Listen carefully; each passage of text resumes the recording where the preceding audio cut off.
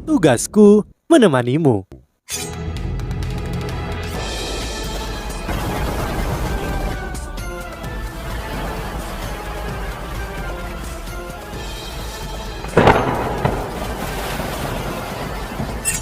Hai sahabat Pasuk, kembali lagi bersama alur cerita versi novel Solen 2 Sekte Tang yang tak tertandingi. Jangan lupa like, subscribe, dan nyalakan tanda lonceng. Mari kita lanjutkan. Zhang Lisuan merenung sejenak. Baiklah, kamu memimpin. Wilayah inti jauh lebih berbahaya daripada wilayah hibrida dan akan ada lebih banyak tekanan di pundak semua orang. Namun, tim ini dengan kekuatan mereka pasti bisa menjelajah untuk sementara waktu dan akan baik-baik saja selama mereka tidak memasuki tempat penyembelihan. Yang benar adalah bahwa hampir tidak ada master jiwa yang telah berjalan ke tempat penyembelihan dan kembali hidup-hidup. Yu Hao dan Wang Dong'er akhirnya terbangun dari momen manis mereka. Mereka sedikit malu ketika melihat tatapan semua orang. Zhang Lisuan mengubah formasi ketika mereka kembali. Semua orang terkejut ketika mereka melihat bahwa Wang Qi'er sekarang berdiri di depan kelompok. Dia telah mengambil alih posisi Zhang Lisuan, sementara Zhang Lisuan mengambil alih posisi awal Wang Qi'er. Dalam hal jiwa bela diri, Zhang Lisuan adalah master jiwa tipe penyerang, tapi dia paling mahir dengan serangan jarak menengah dan pertempuran jarak dekat bukanlah keahliannya. Bahkan jiwa bela diri pamungkas Yu Hao tidak bisa dibandingkan dengan naga emas Wang Qi'er. Dalam hal pertempuran jarak dekat, tentu saja elemen naga emas adalah kekuatan murni dan naga emas itu sendiri dengan demikian adalah jiwa bela diri pamungkas. Jika kultivasi Wang Qi'er adalah sama dengan kultivasi Zhang Lisuan, dia tidak diragukan lagi akan menjadi orang yang paling cocok untuk berdiri di depan. Tidak ada yang keberatan dengan pengaturan baru Zhang Lisuan dan semua orang lebih berhati-hati dan waspada ketika mereka kembali ke jalan. Wang Qi'er berjalan di depan kelompok. Semua orang tampak terkejut ketika dia mengambil senjata dari alat jiwa tipe penyimpanannya. Senjata Wang Qi'er adalah tombak panjang.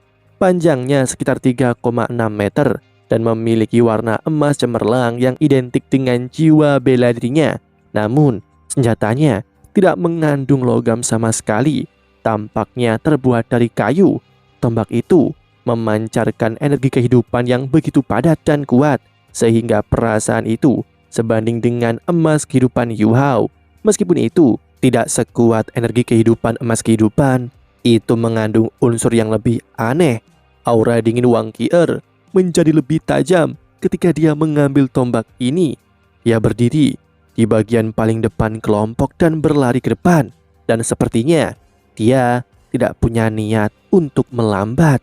Yu Hao mengaktifkan deteksi spiritual dan membaginya dengan rekan satu timnya. Semua orang mempertahankan formasi saat mereka maju. Mereka tidak pergi terlalu jauh sebelum bertemu sekawanan binatang buas. Mereka adalah 6 macan tutul yang seluruhnya hitam. Yu Hao memperingatkan semua orang sekaligus melalui deteksi spiritual, dan Wang Qi'er di garda depan segera melambat ketika matanya menjadi lebih tajam dan lebih ganas. Keenam macan tutul hitam ini dikenal sebagai macan tutul tinta, dan binatang jiwa tipe macan tutul umumnya mahir dalam kecepatan, tapi mereka lebih mahir dengan serangan daripada kecepatan. Macan tutul tinta sangat sulit untuk ditangani dan dianggap sebagai makhluk jiwa yang sangat licik, memiliki beberapa keterampilan jiwa tipe kegelapan yang tangguh. 6 macan tutul tinta ini dengan jelas menemukan mereka karena bau manusia relatif unik. Semua orang bisa melihat melalui deteksi spiritual Yu Hao bahwa macan tutul tinta secara bertahap berpisah dan mengelilingi mereka. Zhang Lisuan menurunkan suaranya dan berkata, "Perhatikan pertahanan. Kendalikan kecepatan mereka, Ruo-Ruo." Keenam macan tutul dengan cepat mendekat, tetapi mereka tidak cepat menyerang. Mereka melambat sekitar 100 meter dan menatap dengan mata sedingin es. 100 meter bisa ditutup dalam sekejap mata oleh binatang buas yang cepat seperti mereka, dan mereka mencari peluang. Wang Qi'er tiba-tiba berbalik dan menatap Zhang Lixuan saat dia berkata, "Macan tutul tinta ini sangat merepotkan. Jika kita melibatkan mereka dalam pertempuran, itu tidak akan pernah berakhir. Binatang jiwa ini sangat sabar. Aku pernah menjumpai mereka sebelumnya. Biarkan aku keluar untuk menarik mereka dan kemudian kita bisa mengambil semuanya sekaligus." Zhang Lixuan berkata, "Tidak, itu terlalu berbahaya." Dia jelas bahwa satu-satunya cara untuk menarik macan tutul tinta adalah dengan menciptakan ilusi bahwa seseorang telah terputus dari kelompok, tetapi akan terlambat untuk menyelamatkan orang itu jika benar-benar terjadi. Wang Qi'er berpikir sejenak, lalu berkata, "Yu Hao dapat mendukungku. Jiwa bela diri tipe spiritualnya dapat menahan setidaknya 2 dari mereka dalam sekejap, dan itu sudah cukup untuk menyelamatkanku. Hanya ada macan tutul tinta 10.000 tahun dan kita akan melambat setidaknya 80% jika mereka terus menguntit. Aku yakin akan hal ini. Jika ini datang dari seseorang yang akrab dengan Zhang Lixuan, maka dia akan memilih untuk mempercayai orang itu tanpa ragu-ragu. Tetapi pada akhirnya, dia tidak cukup akrab dengan Wang Qi'er." Han Ruoruo berkata, "Biarkan dia pergi. Aku akan memberinya 1 tali emas mempesona, dan meskipun dia tidak bisa bergerak terlalu jauh dari kita, kita akan jauh lebih dekat jika kita perlu menyelamatkannya." Zhang Lixuan bukan tipe yang ragu-ragu dan dia segera memutuskan, "Baik, bersiaplah semuanya. Yu Hao, kamu akan pergi ke depan dan bersiap untuk menyelamatkannya kapan saja. Kami juga membutuhkan kemampuan bantu dan kontrolmu jika macan tutul tinta ini berkumpul di sekitar kita." "Baik." Yu Hao mengambil beberapa langkah ke depan dan berdiri tepat di belakang Wang Qi'er saat dia menatapnya dengan tatapan ingin tahu. Kepala Wang Qi'er sedikit miring ke atas dan hanya ada kesombongan dan kebanggaan di matanya yang biru indah. Dia sudah bergerak saat dia mencengkram tombaknya dan melangkah maju. Garis emas pucat tanpa cahaya membungkus dirinya sendiri tanpa suara ke pinggang Wang Qi'er. Han Ruoruo mengambil alih posisi garda depannya, sekali lagi berdiri di samping Yu Hao. Tali emas yang mempesona Han Ruoruo bisa mencapai hingga 80 meter dengan budidayanya saat ini. Ini adalah batas kendalinya. Wang Qi'er melangkah maju dengan mantap, bergerak semakin jauh. Yu Hao mendapati dirinya ingin melihat apa yang bisa dilakukan tombak emas di tangannya. Wang Qi'er bergerak semakin jauh. Macan tutul yang bersembunyi 100 meter dari mereka secara alami tidak menyadari bahwa mereka sedang dipantau oleh deteksi spiritual Yu Hao selama ini, dan mereka masih menyembunyikan diri. Ketika Wang Qi'er berjalan semakin jauh dari kelompok itu, semua orang bisa melihat melalui deteksi spiritual bahwa aliran darah dan undulasi jiwa macan tutul ini semakin cepat. Mereka bersiap menerkam. Perhatikan Yu Hao. Zhang Lixuan segera mengingatkannya. Dia juga membuat persiapan sendiri. Mereka tidak dapat melepaskan cincin jiwa mereka pada saat ini, karena itu akan memperingatkan macan tutul tinta bahwa sesuatu sedang terjadi. Han Ruoruo melepaskan jiwa bela dirinya, tetapi menyembunyikan cincin jiwanya. Itu yang terbaik yang bisa dia lakukan. Mereka datang. Wo Yu Hao menggeram. Keenam macan menerkam. Mereka merasa seperti tidak punya pilihan karena posisi Wang Qi'er terlalu menguntungkan bagi mereka. Dia tepat di tengah-tengah mereka semua. 6 bayangan hitam meledak ke depan seperti kilat gelap dan melonjak ke arah Wang Qi'er. Cakar mereka meluas dengan cepat saat mereka melompat, dan kabut hijau gelap keluar dari tubuh mereka.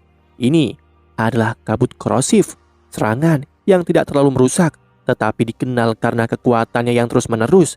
Kabut ini akan menempel pada lawan mereka seperti parasit jika tersentuh, dan merupakan salah satu keterampilan bawaan dari macan tutul tinta. Langkah Wang Qi'er terhenti tepat pada saat ini. Ia mengarahkan tombak ke depan saat meluncur melalui tangannya, dan tangan kanannya dengan cepat mencengkram. Ini berarti tombak emas di tangannya terbentang sejauh mungkin. Raungan naga yang cerah bisa terdengar. Di saat berikutnya, tubuh Wang Qi'er meletus dengan cahaya keemasan. dan tombak menjulur ke depan sebagai seberkas cahaya keemasan. Wang Qi'er mulai mengayunkan tombaknya. Cahaya keemasan yang bersinar tampak seperti lingkaran cahaya yang meluas dari tubuhnya saat dengan cepat menciptakan layar emas. Yu Hao bergerak pada saat yang sama dan melepaskan keterampilan jiwanya satu demi satu. Spirit Shock menghantam macan tutul tinta terbesar dan tercepat yang ada di depan yang lain, dan satu-satunya dari kelompok mereka yang memiliki budidaya 10.000 tahun kultivasi. Cincin jiwa keempatnya berkilau, dan kebingungan spiritual menghantam macan tutul. Macan tutul yang berusia 10.000 tahun kehilangan keseimbangan ketika keterampilan jiwa Yu Hao menghantamnya, namun itu masih bergerak maju dalam keadaan seperti itu. Dan ini adalah yang pertama melakukan kontak dengan tombak emas Wang Qi'er. Tubuhnya membeku tepat pada saat yang sama ketika ia bersentuhan dengan tombak emas, dan 4 anggota tubuhnya merentang ketika tubuhnya bergetar hebat pada saat yang sama. Tombak emas hanya menyapu di atasnya, dan itu tidak menjatuhkan macan tutul tetapi meninggalkan luka menganga di daerah perut macan tutul saat organ-organ internalnya langsung mengalir keluar dari luka. Macan tutul yang berusia 10.000 tahun itu bukanlah yang pertama yang menemui ajalnya. Macan tutul lainnya yang diserang oleh kebingungan spiritual Yu Hao berakhir dalam situasi yang sama persis, kecuali itu dipukul di leher dan dipukul oleh gagang tombak yang sebenarnya. Meskipun mereka berada 100 meter jauhnya, semua orang bisa mendengar retakan yang memekakkan telinga dari macan. Lehernya patah begitu saja, dan tulang-tulang putihnya meledak dan terbang ke kejauhan sebelum mereka menabrak pohon besar. 4 macan tutul lainnya yang tidak diserang Yu Hao bisa melihat betapa membatu tombak emas itu. Tidak ada yang meragukan ketakutan yang muncul di mata mereka. Manusia-manusia ini jauh lebih sulit dihadapi daripada yang mereka kira. Keempat macan tutul lainnya merespon. Cahaya hitam melintas di langit saat keempat macan tutul menghilang, menghindari ayunan tombak emas. Pergeseran instan, keterampilan bawaan macan tutul tinta yang dapat digunakan dalam radius 10 meter. Namun itu hanya bisa digunakan sekali sehari.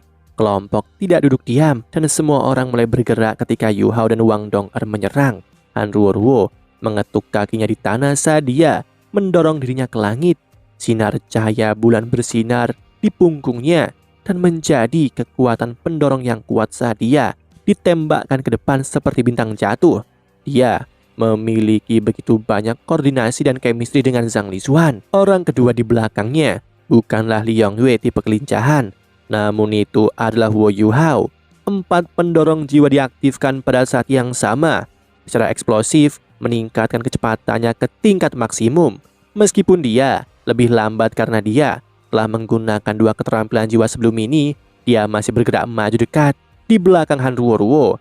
Han Ruoruo telah meninggalkan tali emas menyilaukan di pinggang Wang Qi'er sehingga dia bisa dengan cepat menariknya kembali jika dia dalam bahaya. Namun dia tahu sekarang bahwa dia mungkin tidak perlu melakukan itu, dan juga menyadari bahwa tombak emas Wang Qi'er jauh lebih kuat daripada yang mereka pikirkan. Tubuh makhluk jiwa jauh lebih tangguh daripada manusia, namun tombak emas mengiris usus macan tutul tinta 10.000 tahun dan kemudian menghancurkan leher macan tutul 1.000 tahun lainnya.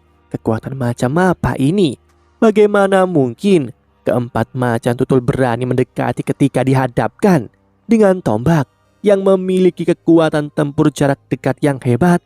Wang Qi'er menyeret tombak itu saat dia berlari mengejar macan tutul lainnya, dan raungan naga bisa terdengar. Sekali lagi, semua orang melihat samar-samar sinar proyeksi naga emas di tombaknya. Segala sesuatu di depannya menyala pada saat ini dengan warna keemasan bercahaya saat dia maju ke depan. Macan yang dia pilih tidak memiliki niat untuk bertarung dengan kekuatan dan segera berbalik untuk melarikan diri. Setelah bergulir di tanah, ia mengumpulkan kecepatan sebanyak mungkin. Hah!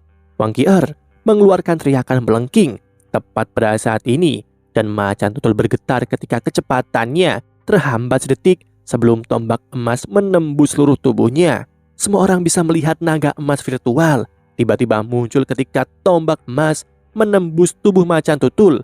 Ketika rahang naga besar menelan seluruh macan tutul dan menyebabkannya berubah menjadi emas, Wang Qier menyaput tombak di tangannya.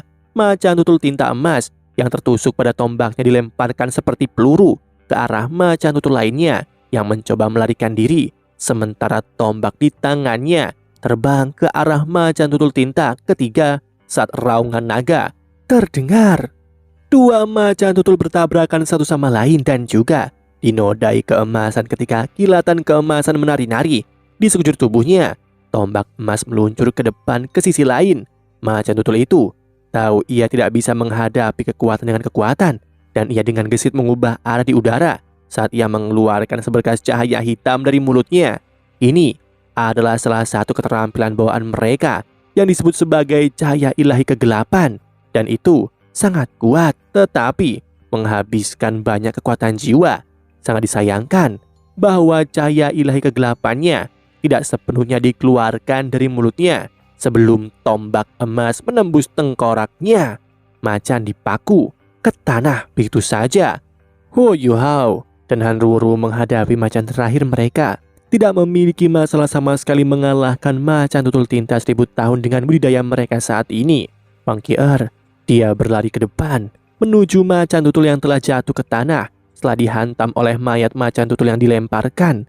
Macan tutul itu masih berkedip-kedip dengan cahaya keemasan saat ia berjuang bangkit kembali, tapi Wang Qier menendang kepalanya dan ada suara retakan lainnya.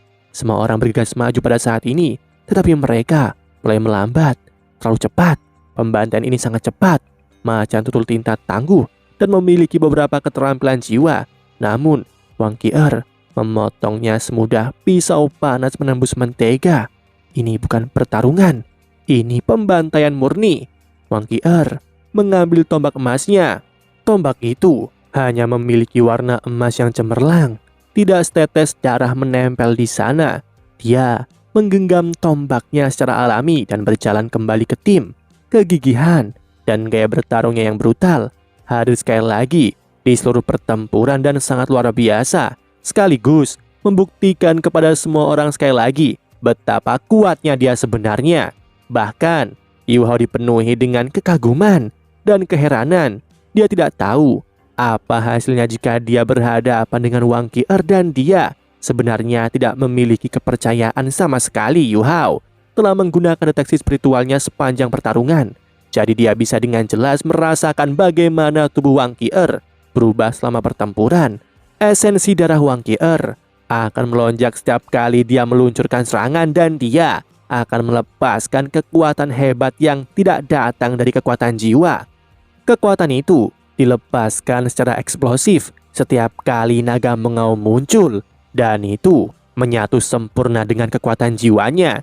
Tombak emas jelas seperti bagian dari tubuhnya dan tanpa celah bisa memperkuat kekuatan dan kekuatan jiwanya sendiri.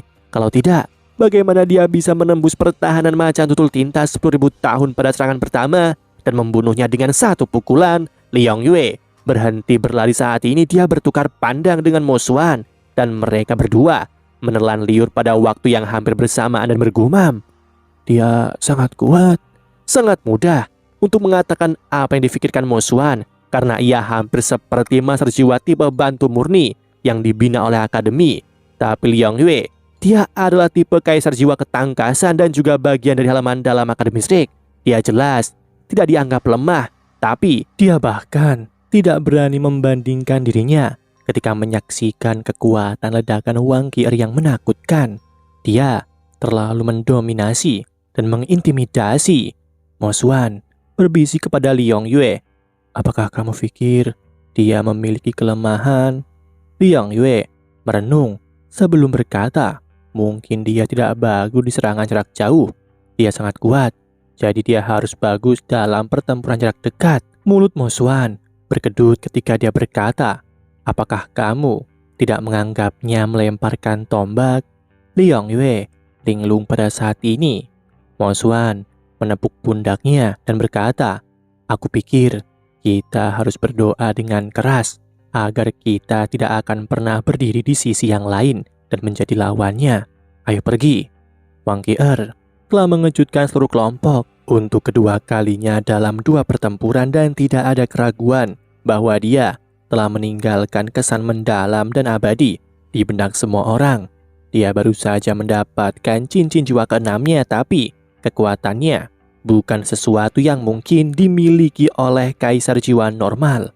Zhang Lixuan datang ke Wang Qi'er dan menatap tombak di tangannya dalam-dalam. Dia bertanya, "Apakah kamu perlu istirahat?" Wang Qi'er menggelengkan kepalanya dengan tenang. Zhang Lixuan berkata, "Baiklah, mari kita lanjutkan." "Ya." Wang Qi'er berbalik dan hendak pergi ketika Zhang Lixuan tiba-tiba bertanya, "Bolehkah aku bertanya, apa senjatamu berhubungan dengan jiwa bela dirimu?" Wang Qi'er berhenti sejenak, lalu mengangguk. "Itu diturunkan dari keluargaku, dan itu disebut sebagai tombak naga emas." Tubuh Zhang Lixuan bergetar, dan semua orang mendengar kata-kata Wang Qi'er juga. Tombak naga emas yang sepertinya terbuat dari kayu, tetapi bersinar dengan cahaya keemasan cemerlang. Mungkinkah itu ada hubungannya dengan naga emas? Bo Yuhao tiba-tiba berseru. Legenda mengatakan bahwa naga emas memiliki 49 tulang rusuk, tetapi keturunannya hanya memiliki 48. Tulang rusuk ke-49 generasi naga emas diklaim sebagai kunci evolusi ke Dewa Naga. Apakah ini sebenarnya? Wang Qi'er berbalik dan meliriknya saat keheranan mengalir dari matanya yang mempesona. "Aku tidak berharap kamu tahu begitu banyak. Ya, tombak ini ditempa dari tulang rusuk ke-49 generasi naga emas pertama." Diam. Semua terdiam. Bahkan di sisi Yu Hao. Yu Hao sangat tercengang. Demikianlah kisah untuk kali ini. Sahabat Pasuk, jangan sedih, jangan bimbang, apalagi galau. Karena aku kan selalu menemanimu.